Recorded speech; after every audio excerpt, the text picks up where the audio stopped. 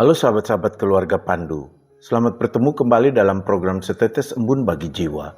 Renungan kita hari ini diambil dari Ayub 12 ayat 7-10 menurut terjemahan baru edisi kedua dari Lembaga Alkitab Indonesia. Namun sebelum mendengarkan renungan ini, mari kita berdoa. Tuntunlah kami ya Tuhan saat kami merenungkan firman-Mu. Biarlah Roh-Mu yang kudus memberi kami pengertian, agar kami tidak salah dalam memahami dan juga melakukan firman-Mu. Terpujilah Engkau ya firman yang hidup. Amin. Bertanyalah kepada binatang, engkau akan diberinya pengajaran. Kepada burung di udara, engkau akan diberinya keterangan. Atau berbicaralah kepada bumi, engkau akan diberinya pengajaran. Bahkan ikan di laut akan bercerita kepadamu.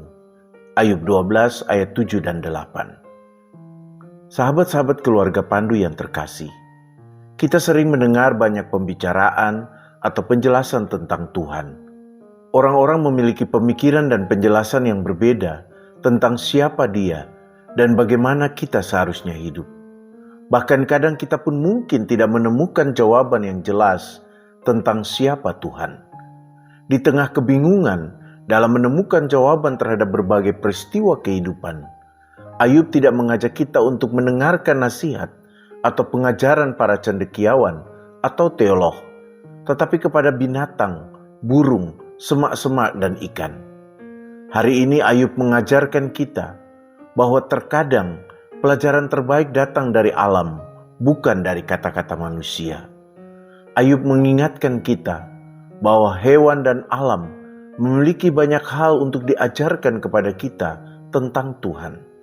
Saat ini, mari kita tenangkan pikiran kita dan dengarkan pelajaran dari dunia di sekitar kita.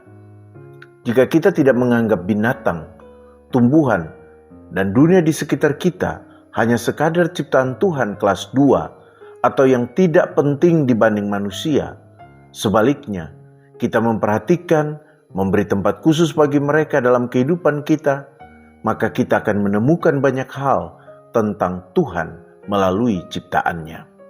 Untuk itu, marilah kita luangkan waktu sejenak untuk mendengarkan apa yang dapat ditunjukkan ciptaan kepada kita tentang kasih dan kehadiran Allah dalam hidup kita. Ayub mendorong kita untuk mengamati hal-hal mendasar dari alam, seperti pada hewan peliharaan kita, burung, tanaman hijau, dan ikan. Semua itu bukan sekadar bagian dari dunia kita. Semua itu adalah contoh nyata dari kuasa dan hikmat Tuhan. Mereka juga menunjukkan kepada kita kebesaran dan kepedulian Tuhan. Di alam, di antara ciptaan Tuhan yang lain, tidak ada persaingan yang membuat mereka saling menjatuhkan satu dengan yang lain. Di alam, tidak ada satu hewan pun yang mengurupsi apa yang menjadi hak hewan lain, atau menyimpan atau menimbun segala bahan makanan hanya untuk dirinya sendiri. Tidak ada tumbuhan yang berusaha mempertahankan daunnya tetap hijau dengan cara membuat daun di tumbuhan yang lain mengering. Mereka tahu bahwa Allah yang menjadikan mereka telah mencukupkan mereka dengan semua yang mereka butuhkan. Ingatlah misalnya Yesus mengajak kita belajar dari burung-burung. Yesus mengingatkan kita bahwa mereka tidak khawatir tentang makanan. Mereka percaya bahwa Tuhan akan menjaga mereka. Setiap hari mereka terbang dan bernyanyi karena mengetahui bahwa kebutuhan mereka terpenuhi atau disediakan Tuhan. Jadi jika Tuhan peduli pada burung, bayangkan betapa Dia lebih peduli pada kita. Yesus juga mengajak kita untuk belajar dari bunga-bunga di padang.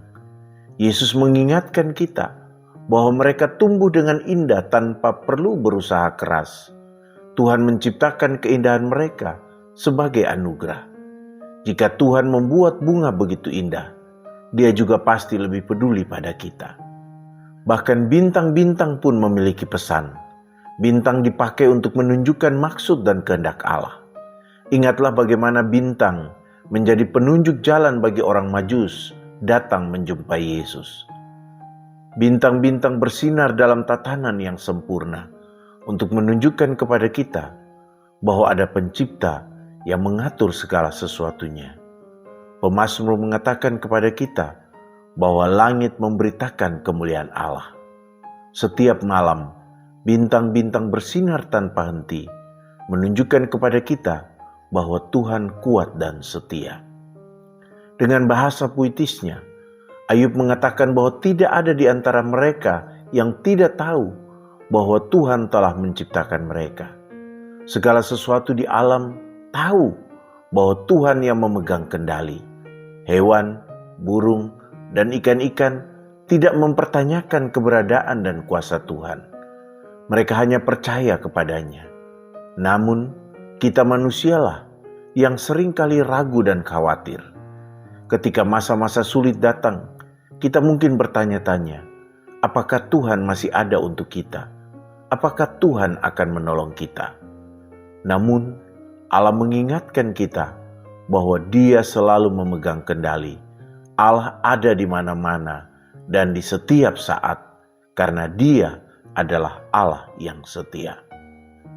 Di bagian akhir dari bacaan kita, Ayub mengatakan bahwa bahkan kehidupan kita atau nyawa segala yang hidup ada di tangannya. Tuhan yang memberi makan burung dan mendandani bunga di padang adalah juga Tuhan yang sama yang peduli pada kita. Dia tahu apa yang kita butuhkan, bahkan sebelum kita meminta kepadanya. Untuk itu, jangan menutup mata dan menutup telinga terhadap suara alam. Belajarlah untuk lebih peka pada suara alam. Marilah kita juga belajar untuk lebih peduli dan merawat lingkungan kita, merawat ciptaan Tuhan yang lain, agar mereka bisa tetap menjadi guru-guru yang mengajarkan kita hikmat dan besarnya karya pertolongan Tuhan dalam hidup kita. Jangan biarkan hidup kita terasing dari ciptaan Allah yang lain yang bisa mengajarkan kita tentang kehidupan dan tentang karya Allah dalam kehidupan di dunia ini. Mari kita berdoa. Terima kasih ya Tuhan, karena Engkau mengingatkan kami bahwa hewan, tumbuhan, dan ciptaan yang lain dapat mengajarkan kami kebesaran karya-Mu.